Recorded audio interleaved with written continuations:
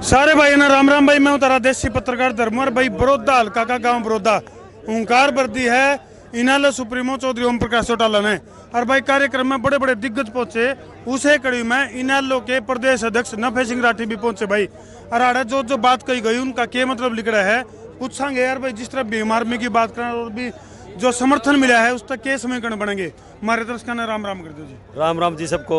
तो नफे सिंह जी, नफा टोटा की अगर बात करें तो हल्का बड़ौदा में जो है नहीं मुख्य रूप से जैसे कांग्रेस की बात करें, बीजेपी की बात करें, इनेलो की बात करें तो ये तीन पार्टियां में जो है नहीं कितने कितने लाग गया। जलेबी कितनी मामला घूम रहा है ये लाग गया अपने नफा टोटा किसका? नफा ही रहेगा, टोटे का काम में कौन रहा। हाँ प्रदेश अध्यक्ष नफे सिंह ऐसा है जी कि पहले कुछ और समीकरण थे जी।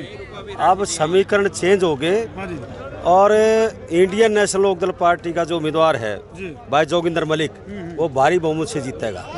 आज की जो तारीख है ऐतिहासिक तारीख है इसका, क्योंकि जो जन सैलाब उमड़ा हम जब सवेरे सवेरे पहुंचे थे मारदो रेवेन्यू अंदाजा था कार्यक्रम का तो लेकिन सवेरे न्यू लगा था भाई कुर्सी खाली रहेंगी लेकिन कुर्सी खाली नहीं दिखी। क्या चक्कर है? कौन सा फार्मूला लाया? 8,500 कुर्सियां थी और 2,000-2,500 लोग बैठे थे नीचे बैठे थे जमीन में और चौकर दे के खड़े थे। ऊपर को कूद के आना पड़ा लोगों ने। बहुत भारी जनसभा थी आपके सामने है।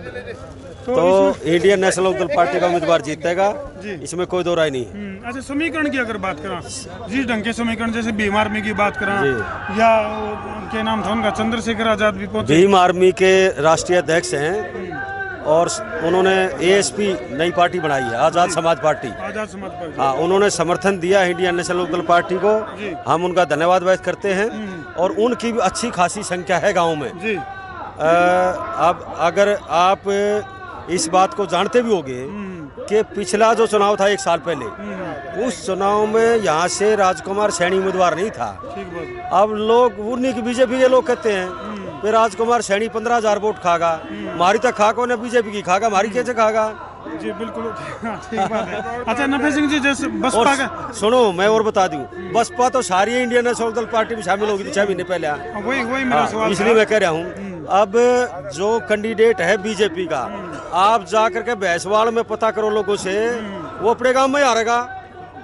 कमाल। अच्छा फिर गठवाड़ा खाप कट्ठी होगी, 16-17 गांव है वो कट्ठी होगी। उन्होंने ऐलान कर दिया भाई हमारा एक भाई खड़ा है हम तो उसकी देंगे। अच्छा इनेलो सुप्रीमो चौधरी ओम प्रकाश चौटाला ने भी जो है अपना भाषण में कई जो है ना टारगेट पे लिया है सरकार को, मौजूदा सरकार को किसान विरोधी बताया है। लेकिन आज जैसे रेट बढ़ा दिए जीरी के सरकार ने किस जीरी के रेट बढ़ाया? खरीदारी तो हो नहीं रही, खरीदारी तो सरकार कर नहीं रही है, किसान की तो खरा माटी कर रखी है ना।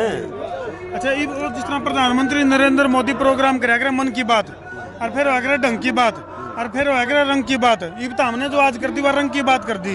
यार लीला 2 रंग मिला दिए। लीला भी पहन रहे हो ठीक है। हमने तो तुमसे खुट्टी पटंगियां मिल जाए।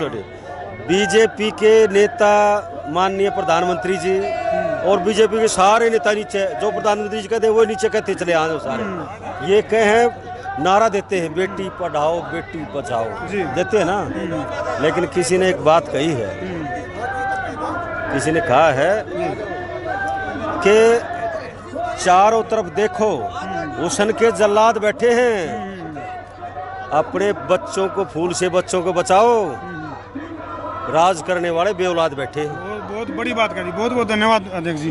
तो भाई कयामत की कई रात इबे बाकी हैं और भाई तिकड़मबाजी की अगर बात करें तो कई ढाल की तिकड़मबाजी है इस बड़ौदा विधानसभा की सीट के ऊपर, क्योंकि भाई कुछ प्रत्याशी कुछ न्यू बताऊँ भी भाई न्यू खड़े हैं भाई केवल मैं फाचर तोड़ने खातर खड़े हैं, लेकिन इन चीज़ों का असर किसके ऊपर कितना पड़ेगा ये कयामत की जो रात बाकी है इनके बाद हम तरतीब बताएंगे। आंकड़े क्यों कर बदलेंगे, रातों रात आंकड़े क्यों कर बदले हैं उस खातर तुम बने रहो संसार क्रांति के लिए। मैं हूँ तारा देसी पत्रकार धर्मू ठोको शेर। जय हरियाणा, जय भारत, जय जवान, जय किसान।